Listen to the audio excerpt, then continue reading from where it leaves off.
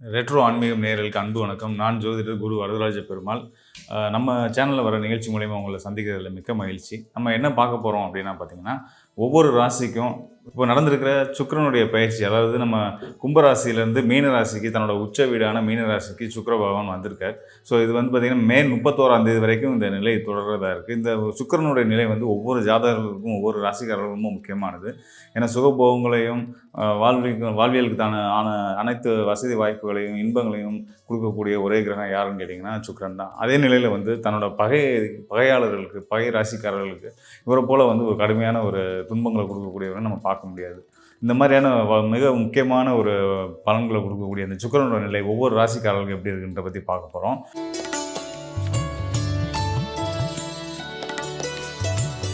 அதாவது சுக்கிரன் வந்து மகர ராசிக்கு யார் அப்படின்னு பார்த்தீங்க அப்படின்னா வந்து நீதி தேவனான மகர ராசிக்கு அதிபதியாக சனி வர்றாரு. நீதி தேவன் தான் வந்து நீதி தேவனான சனி பகவான் தான் மகர ராசியுடைய அதிபதியாக வர்றாரு.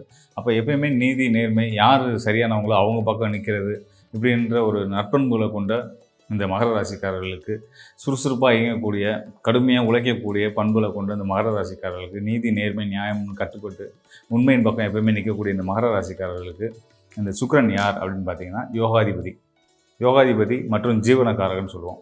அதாவது 5க்குரிய பூர்வ புண்ணிய ஸ்தானத்துக்குரிய யோகஸ்தானத்துக்குரிய அதிபதியாகவும் குலதெய்வத்துக்குரிய ஸ்தானத்துக்கு அதிபதியாகவும் மற்றும் ஜீவன ஸ்தானமான 10ஆம் இடத்துக்கு அதிபதியாகவும் வரக்கூடியவர் யாருன்னா இந்த சுக்கிரன் தான். இப்படிப்பட்ட சுக்கிரனோட நிலை வந்து மகர ராசிக்காரர்கள் ரொம்ப ரொம்ப அத்தியாவசியமானது. அவர் நல்ல நிலையில் இருக்க இவங்களோட வாழ்க்கை தரமும் உயரும் அப்படின்றதான் நம்ம தெரிஞ்சுக்க வேண்டிய விஷயமா இருந்துகிட்டு இருக்குது. தொழிலும் சரி குடும்ப வாழ்க்கையும் சரி சுக்கிரன் நிலை ரொம்ப முக்கியம் மகர ராசிக்காரர்களுக்கு. ஸோ அந்த வகையில் இப்போ சுக்கிரன் என்ன நிலைக்கு இருக்காரு அப்படின்னு பார்த்தீங்க அப்படின்னா, இதனால் வரைக்கும் 2ஆம் இடத்துல இருந்துட்டு இருக்கக்கூடிய சுக்கிரன் பயிற்சியாகி மீன ராசிக்கு வரப்போகிறாரு. அங்கே வந்து மே 31ஆம் தேதி வரைக்கும் பயணிக்க போகிறாரு.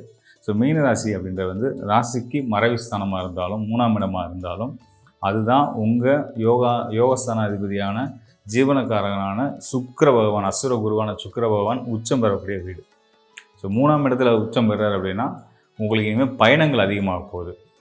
நல்லா தெரிஞ்சுங்க, அலைச்சல் இல்லை, பயணங்கள் மூலயமா பல ஆதாயங்களை அடையக்கூடிய நீங்களே வியக்கிற அளவுக்கு உங்கள் வாழ்க்கை தரம் உயரக்கூடிய ஒரு அற்புதமான ஒரு காலமும் மகர ராசிக்காரர்களுக்கு இந்த சுக்கிரன் உச்சம் பெற்றிருக்கக்கூடிய இந்த காலம் வந்து இருக்க போகுதுன்றதை நீங்கள் முதல்ல நான் உங்களுக்கு தெளிவுபடுத்த விரும்புகிறேன். அது மட்டும் இல்லாமல் சுக்கிரன் தான் சுகபோகக்காரகன், சுபிச்சக்காரகன் சொல்லுவாங்க.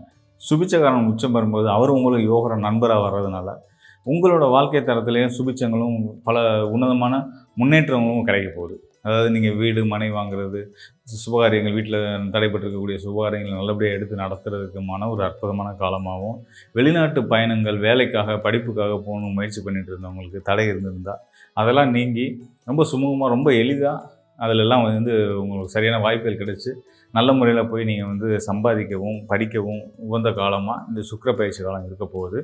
அது மட்டும் இல்லாமல் இதனால் வரைக்கும் இருந்த நிலையிலிருந்து மேல்நிலைகளுக்கு நீங்கள் உயர்றதுக்கான ஒரு சூப்பரான ஒரு அற்புதமான யோகங்களை வந்து சுக்கிரன் உங்களுக்கு கொடுக்க போகிறார். உங்கள் ராசிக்கு யோகர் அவர் சுக்கிரன் தான் சுபிச்சக்காரகன்.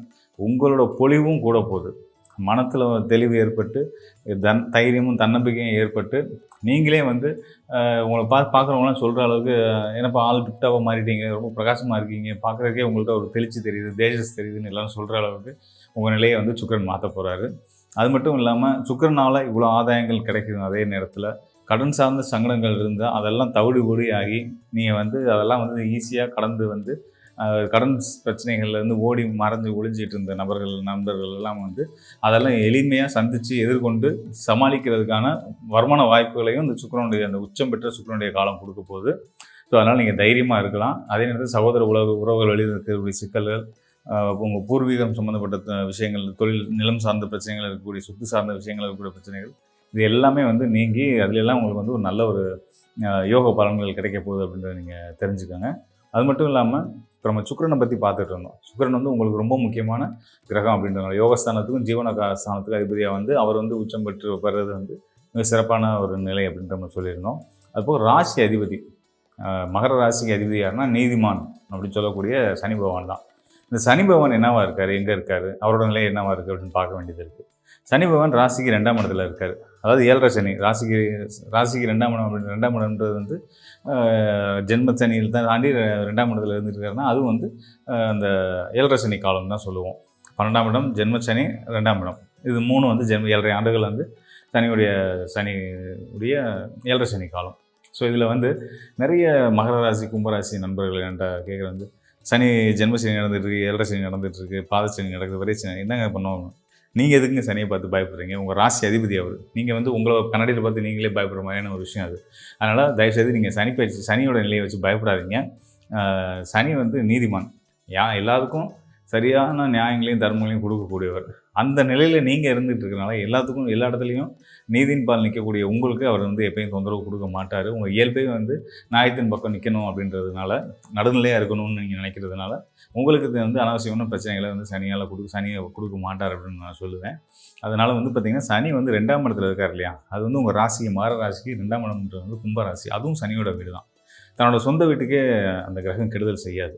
எந்த கிரகமும் தன்னோட சொந்த வீட்டை கெடுக்காது. யாருமே அவங்க வீட்டை கெடுத்துக்க மாட்டாங்க. அந்த மாதிரி வந்து சனியும் தன்னோட வீட்டை கெடுக்க மாட்டார். இப்போ இன்னொரு சிறப்பு என்னென்னு கேட்டிங்க அப்படின்னா, ஏப்ரல் 26ஆம் தேதி வந்து ராகு பயிற்சி ஆகிட்டு மீன ராசியிலேருந்து கும்பராசிக்கு வரப்போகிறாரு. சனியை போலவே அதிகமாக வேலை செய்யக்கூடிய ஒரு கிரகம் யாருன்னு கேட்டிங்கன்னா ராகு தான். அந்த ராகு வந்து 2ஆம் இடத்துல சனியோட வந்து சேர்றாரு. சனியோட ராகு சேருது 2ஆம் இடத்துல. சனியே நம்ம எது தொல்லை பண்ணணும்னு நினச்சிக்கிட்டு இருக்கோம். ராகு வந்து சேரப்போகுது, அது இன்னும் கடுமையான பலன்களை எதிர்மையான பலன்களை கொடுத்துருமோ அப்படின்னு பயப்படுறவங்க நான் சொல்லிக்கிறேன். தயவுசெய்து பயப்படாதீங்க. ஏப்ரல் 26ஆம் தேதி ராகு பயிற்சி ஆகிறத ஒட்டி அங்கேருந்து மே 11ஆம் தேதியில் குரு பயிற்சி ஆகிறாரு. ராசிக்கு 5ஆம் இடத்துல இருந்து இது நாள் வரைக்கும் உங்களுக்கு ரிஷபராசியிலிருந்து ராசிக்கு 9ஆம் பார்வையை கொடுத்துக்கிட்டு இருந்தக்கூடிய குரு பகவான் ராசிக்கு 6ஆம் இடமான மிதுன ராசிக்கு போகிறாரு. மறைவு ஸ்தானம் தான். 6ஆம் இடம்ன்ற மறைவு ஸ்தானம் தான். இருந்தாலும் நீங்கள் பயப்பட வேண்டியதில்லை. எதனால் அப்படின்னா, அவர் 6ஆம் இடத்துக்கு போகிறது தான் இன்னும் சொல்லப்போனால் ரொம்ப நல்ல பலனை செய்ய போகிறான்னு அர்த்தம். 5ஆம் இடத்துல இருந்து பார்வை கொடுத்ததை விட அவர் 6ஆம் இடத்துல இருந்து உங்கள் ராசிக்கு 2ஆம் இடத்துல இருக்கக்கூடிய சனிக்கும் ராகுவுக்கும் பார்வையை கொடுக்க போகிறார். ஸோ குருவுடைய 9ஆம் பார்வை ராசிக்கு 2ஆம் இடத்துல விழுகும்போது உங்களோட குடும்ப ஒற்றுமை, குடும்பத்தில் சண்டை சச்சரவுகள், இந்த சஞ்சலங்கள்லாம் நீங்கி, உறவுகளில் இருந்த பிரச்சனைகள்லாம் நீங்கி ஒரு சுமூகமான சூழல் ஏற்படும். தனஸ்தானமும் அந்த 2ஆம் இடம் வர்றதுனால உங்களுடைய பொருளாதாரமும் நல்ல நிலைக்கு முன்னேறக்கூடிய ஒரு சூழல் உருவாகிட்டு இருக்குது. உங்களுடைய வாக்கும் பலிதமும் ஏற்படக்கூடிய ஒரு அற்புதமான ஒரு காலமாகவும் இருக்குது. உங்கள் வார்த்தைகளுக்கு இது நாள் வரைக்கும் மதிப்பு கிடைக்காம இருக்குன்னு வருத்தப்பட்டு இருந்தவங்களுக்கு இனிமேல் உங்கள் சொல் வெல்லும் அப்படின்ற அளவுக்கு சொல்ல முடிகிற அளவுக்கு ஒரு சிறப்பான ஒரு யோக பலனை 6ஆம் இடத்துக்கு குரு கொடுக்க போகிறாரு. ராசிக்கு 2ஆம் இடத்துல இருக்கக்கூடிய சனிக்கும் ராகுவுக்கும் 6ஆம் இடத்துலேருந்து குருவுடைய 9ஆம் பார்வை கிடைக்கிறதுனால நீங்கள் வந்து பல பண பரிவர்த்தனைகள், இந்த மாதிரி ஃபினான்ஸ் சம்மந்தப்பட்ட துறைகள் இருக்கவங்களுக்குலாம் வந்து நல்ல முன்னேற்றங்கள் கொடுக்க போகுது. ஆன்லைன் ட்ரேடிங் இந்த மாதிரியான விஷயங்கள், அப்புறம் வந்து இந்த ட்ராவல் டூரிசம் இதில் இருக்கக்கூடியவங்க, இன்னும் ஒரு சில மருத்துவத்துறை சார்ந்தவங்கள், மருத்துவ மாணவர்கள், இந்த மாதிரியான எல்லாருக்குமே வந்து ஒரு சிறப்பான யோகா காலம்னு சொல்லலாம். இண்டஸ்ட்ரியலிஸ்ட் எந்த ஒரு துறையாக இருந்தாலும் ஒரு ஒரு ஒரு 50 பேர் 100 பேர்த்துக்கு வச்சு சம்பளம் கொடுத்து வந்துட்டுருக்கவங்க அதை வந்து இன்னும் ஒரு 1000 பேர்த்துக்கு சம்பளம் கொடுக்கக்கூடிய ஒரு பெரிய நிறுவனமாக மாற்றி கொண்டு போகிறதுக்குமான ஒரு அற்புதமான காலமாக இந்த சனி, ராகு மற்றும் குருவுடைய சேர்க்கை சுக்கிரனோட தொடர்பால் கிடைக்க போகுது அப்படின்னு நம்ம தெரிஞ்சுக்கலாம். இதெல்லாம் ஒரு பக்கம் இருக்க, நீங்கள் வந்து செய்யக்கூடிய தர்ம காரியங்கள், புண்ணிய காரியங்கள் உங்களை மட்டும் இல்லாமல் உங்கள் தலைமுறையே காத்து வரும் அப்படின்றத நான் சொல்லிக்கிறேன். ஸோ அதனால் வந்து நீங்கள் இந்த புண்ணிய ஸ்தலங்களுக்கு போய் கோயில்களுக்கு பண்ணுற தான தர்மங்களை தாண்டி பசித்த வயிறுக்கு உணவிடுறது, இது மாதிரி அன்னதானம், இது மாதிரி ஒரு நல்ல காரியங்களையும் நீங்கள் வந்து ஈடுபடும் போது அது இன்னும் உங்களுக்கு மேலும் நல்ல பலன்களை கொடுக்கும் அப்படின்றத நான் சொல்லிக்கிறேன். இதனால் அதை நான் சொல்கிறேன் அப்படின்னா, இப்போ வந்து உங்களுக்கு ராசிக்கு 7ஆம் இடத்துல செவ்வாய் நீசம் பெற்றிருக்காரு. செவ்வாய் நீச பங்கத்தில் தான் இருக்கார். சொல்லப்போனால் முழு நீசம் கிடையாது, நீச பங்கத்தில் இருக்கார். ஏன்னா உச்சம் பெற்ற சுக்கிரனுக்கு திரிகோணத்தில் இருக்கிறதுனால இந்த நேரம் வந்து குறிப்பாக வந்து தான தர்மங்கள் நீங்கள் சிறப்பாக செய்யும்போது உங்களுக்கு இருக்கக்கூடிய கடன் சார்ந்த, உறவு சார்ந்த சிக்கல்கள் இதெல்லாம் வந்து தீர்ந்து ஒரு ஆரோக்கியத்திலையும் மேம்பாடுகள் ஏற்படுவதற்கான ஒரு சூழல் நீங்கள் உருவாக்கிக்க முடியும். அந்தளவுக்கு வந்து யோக பலன்களை, நல்ல பலன்களை வந்து நம்ம பண்ணக்கூடிய இந்த அன்னதானம் அப்படின்ற தர்ம காரியம் வந்து செய்யும் அப்படின்னு நான் உங்களுக்கு சொல்ல விரும்புகிறேன். அதனால் இதை நீங்கள் தொடர்ந்து கடைப்பிடிச்சு வாங்க. வாழ்க்கையில் எப்பயுமே சிறப்பான ஒரு நல்ல யோக பலன்களோட மன மகிழ்ச்சியோடு நீங்கள் இருக்க முடியுன்றதை நான் சொல்லி, அதேமாதிரி வந்து பார்த்திங்கன்னா இந்த மகர ராசிக்காரர்களுக்கு இப்போது சமீப காலங்களாக வந்து இந்த மூட்டு வலி, கணுக்கால் வலி இது கொஞ்சம் அதிகமாகவே இருந்துக்கிட்டு இருக்கும். ஸோ இந்த குறிப்பிட்ட காலத்தில் ஒரு முக்கியமான விஷயம் நம்ம தெரிஞ்சுக்க வேண்டியது, உங்களோட உடல் சார்ந்த விஷயங்களில் வந்து நீங்கள் கவனம் கொஞ்சம் வைக்க வேண்டியது இருக்குது. அதாவது என்ன மாதிரி விஷயங்கள்லாம் இந்த ஈஸியாக இன்ஃபெக்ட் ஆகக்கூடிய இந்த மருத்துவமனை இந்த மாதிரியான சூழலுக்கு போகிறீங்க வரீங்க அப்படின்னா கொஞ்சம் கவனம் போய் வாங்க. இந்த நேரம் எளிதாக இன்ஃபெக்ட் ஆகி அதனால மருத்துவ செலவுகள் செய்ய வேண்டிய சூழலும் இருந்துக்கிட்டு தான் இருந்துகிட்டு இருக்கு. அதெல்லாம் தவிர்த்துக்கிறதுக்காகவும், அது போக வந்து சிலருக்கு வந்து பார்த்திங்கன்னா, இந்த மூட்டு வலி, கணுக்கால் வலி, பாதம் வலி இந்த மாதிரியான தொந்தரவுகளுமே கொஞ்சம் கூடக்கூடிய ஒரு காலகட்டமாக இருந்துகிட்டு இருக்கு. ஸோ அதுக்கான சரியான ஒரு மருத்துவத்தை எடுத்துக்கோங்க.